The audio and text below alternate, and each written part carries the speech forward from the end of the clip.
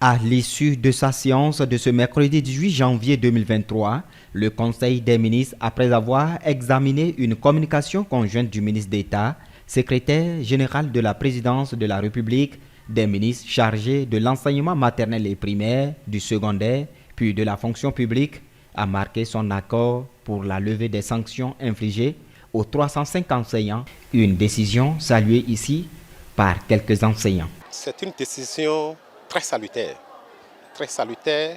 et je crois que le président de la République a fait parler son cœur et on ne peut que se réjouir d'une telle décision. Vous venez de dire 305 enseignants et derrière un fonctionnaire béninois, il y a toute une famille.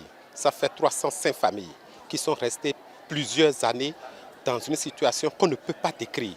Je suis très content de revoir mes collègues, les 305 enseignants, nous revenir en tant qu'enseignants. Ça n'était qu'un choix pour moi. Et si la décision tombe et que le gouvernement est revenu sur cette décision-là pour les réintégrer, moi, c'est une satisfaction totale à mon niveau. Nous devons féliciter le président, son Excellence, M. Patrice Talon, pour cet acte posé. C'est accueilli favorablement dans nos rangs. Il faut dire que, malgré les explications fournies à l'époque, certains d'entre eux avaient décidé de boycotter les sessions organisées. Il s'agit de 113 enseignants du primaire et 192 du secondaire. Une telle décision ne peut qu'être appliquée avec diligence. Leur réintégration, comme je viens de le dire, est salutaire. Et je crois qu'eux-mêmes, ils ont mesuré ce qu'ils ont dû et enduré durant tout ce temps.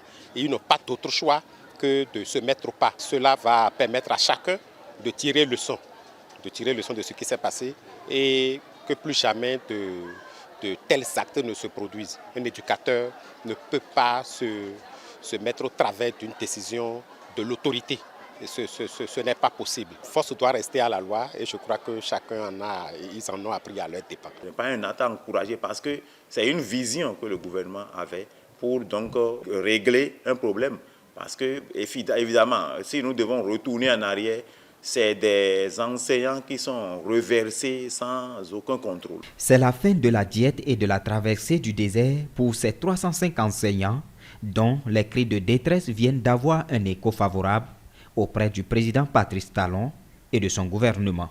Une fois que la sanction est levée, ce qui est sûr, on va les réaffecter donc dans leur collège ou bien dans d'autres collèges nécessairement pour qu'ils puissent reprendre le travail. Et tout ce que moi je souhaiterais de leur part, c'est de montrer réellement qu'ils sont capables de reprendre le travail et de faire le travail comme cela se doit. Je sais qu'ils ont tiré une bonne leçon.